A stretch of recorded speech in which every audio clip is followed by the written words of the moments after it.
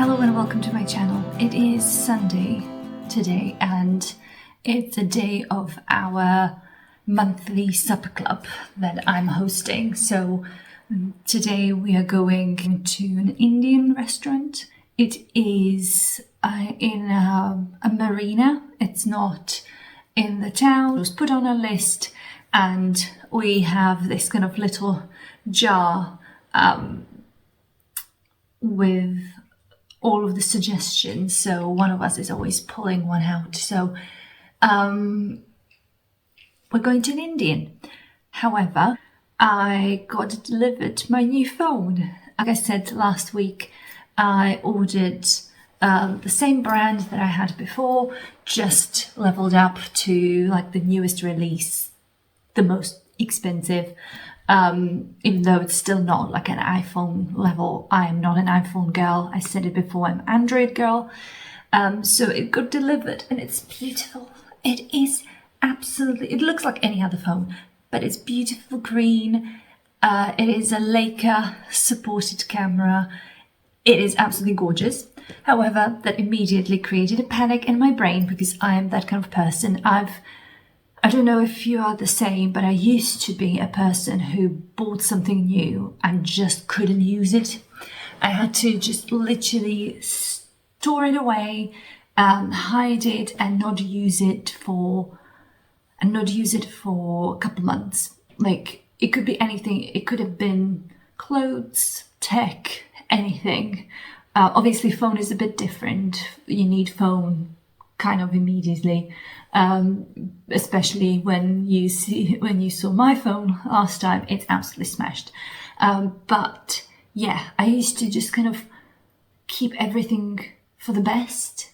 But since my husband passed away, I literally just ditched that idea because it really showed me that life is really unpredictable. Life can be very short. We can plan as best as we can, but how it will turn out, we never know. So I stopped. I immediately, like every time when I buy something new, I immediately wear it, I immediately use it, I immediately kind of get familiar with it because there is no best in my life. My life is boring anyway, so my life is very mundane, boring. So if I waited for the best, I would be waiting here forever. But with the phone, when I just pulled it out of its packaging, I immediately started panicking because I already like not dropped it, but it kind of slipped from the box onto the table, and I literally just got that initial panic of like, oh my God, why am I like this? I used to be really careful with my things. I used to be very precious. But something happened and I am absolutely incapable of not dropping my phone and not dropping the remote. I just like one side, not leaving stuff for the best is really positive evolution of my personality, but then going the other way and being completely reckless is not something that I welcome in my life.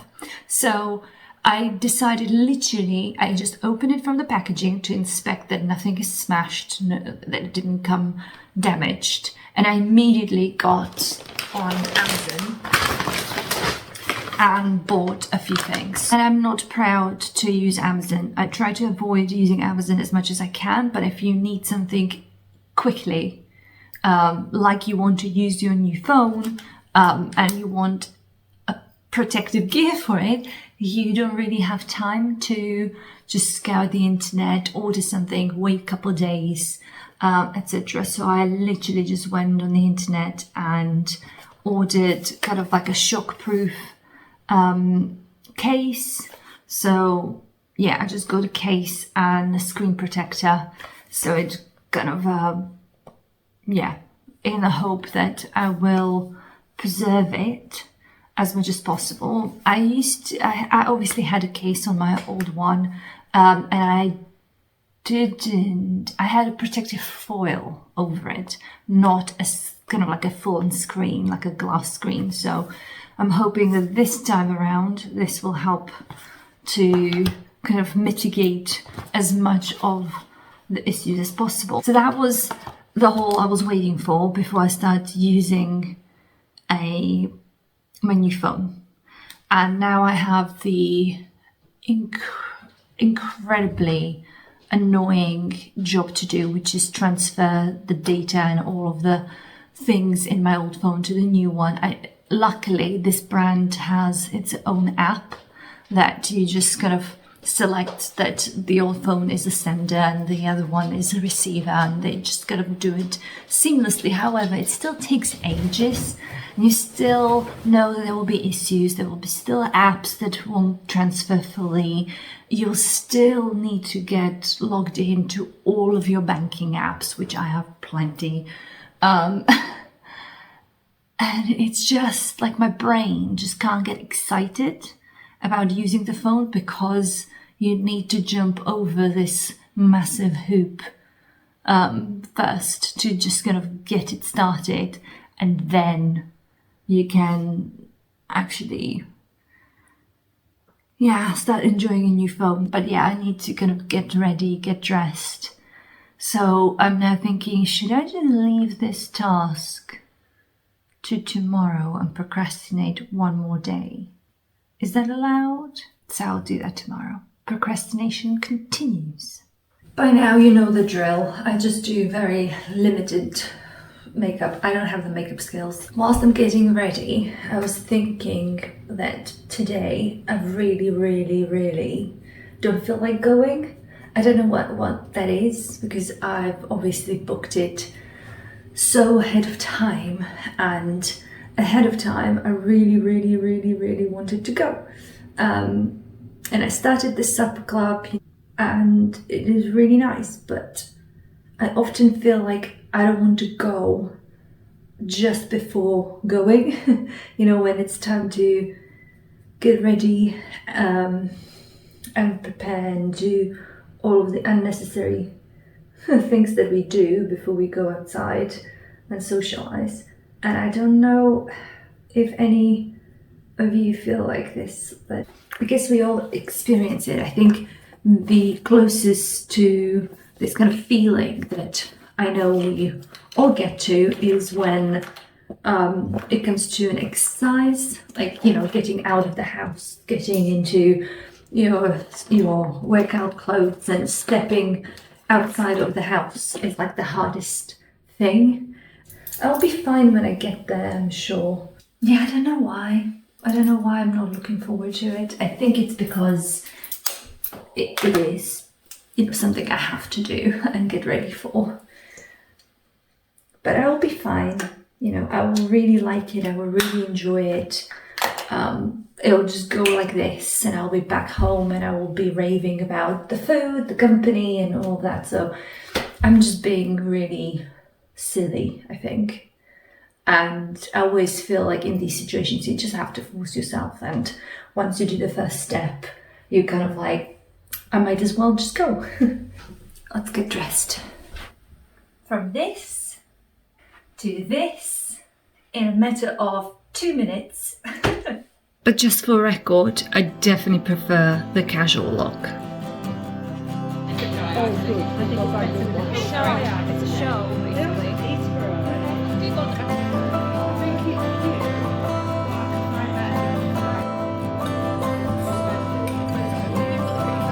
Photo of video, so you don't have to. Is there like a literally reason?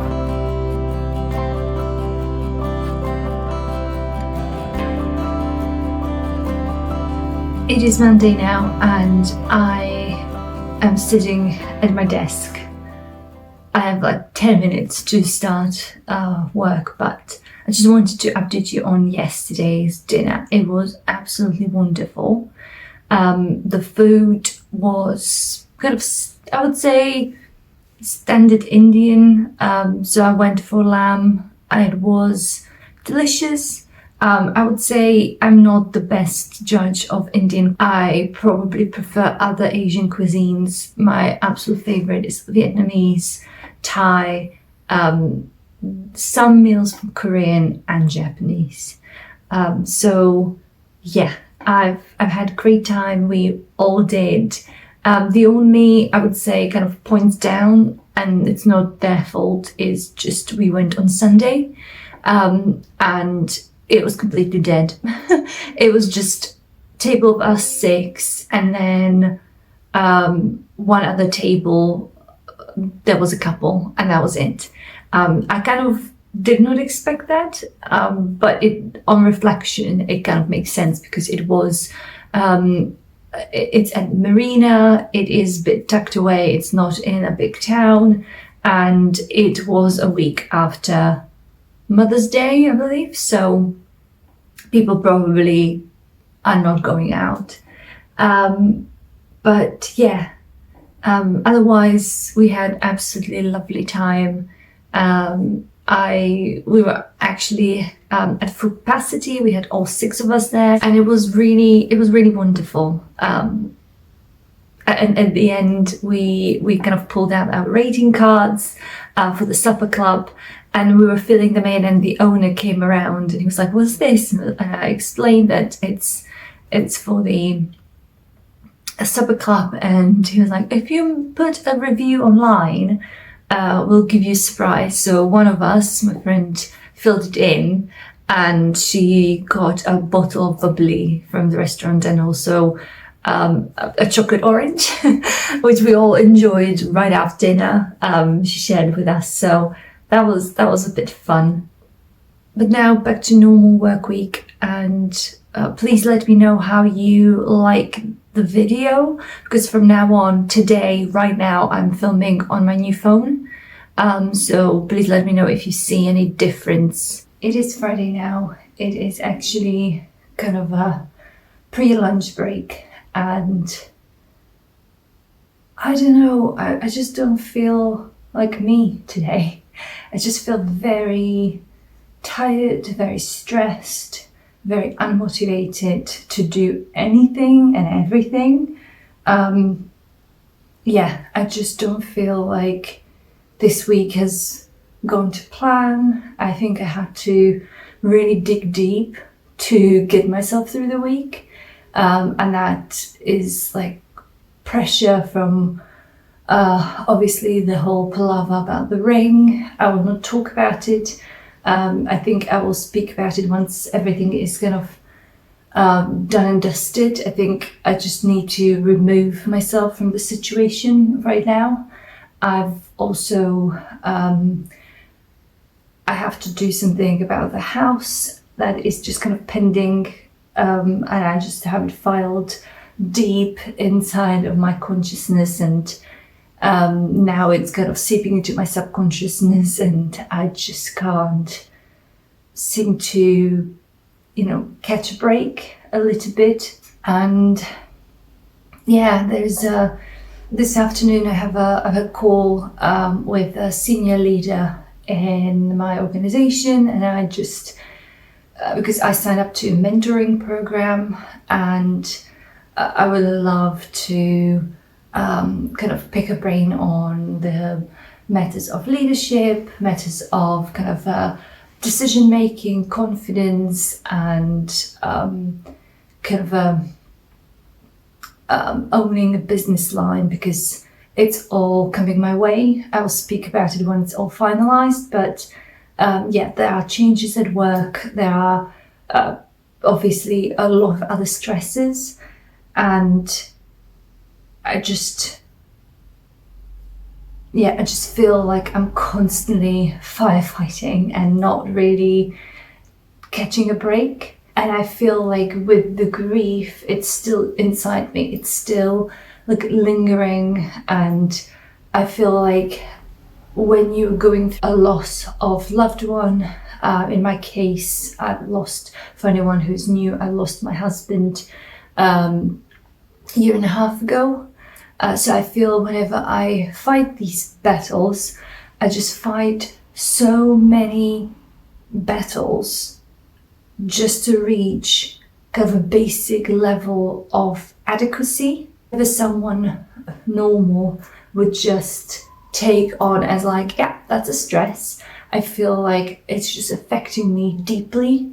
and I don't move on so quickly. I really take it hard, and I really kind of start the whole process like I'm on my own for all of these stresses.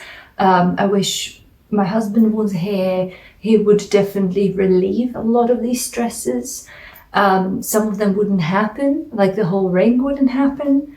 So yeah, I feel like I just fight these little battles just to reach the basic level of adequacy. What I mean by it is like whatever a normal person would take as like, this is basic, this is like, obviously, you know, you want adequacy above this. I'm just fighting all of those battles just to reach the normal pre-grief Andrea level. And then all of the other things on top are really toppling me over and affecting me doubly hard because I'm already fighting just to be normal. And I do 90% of the time appear normal, and I must say I am quite a fighter. I have a grit inside me that I didn't know I do have. And I'm probably a better person for it, but I am still aware that that's the case, that just the basic level is not given. I still need to reach it and then overcome it. I also feel in certain situations I really do need to, what I say, cosplay normalcy, because letting go and like displaying that version of Andrea, that a grieved version of Andrea, would probably scare people, or maybe enraged people, because they would say it's a year and a half, just get over it. So I'm definitely, for a lot of kind of normal situations, not at work, because work really helps me to be my kind of pre-grief me, but in my personal circumstances, I really cosplay this kind of normalcy that you would expect. Neurodivergent people would call it masking, so I think I'm also doing that, but for social acceptance and social reasons rather than neurodivergent reason. I'm very neuronormative, or at least I think I am. But yeah, I definitely mask because I don't want people to feel uncomfortable. So yeah, there's a lot of things that are going on. There's a lot of things with Finn as well, and I just feel like I'm really anxious and stressed every single day, and it's almost that kind of level is becoming my normal, and I don't really like it. I don't like the fact that anxiety is something that I should just accept and live with.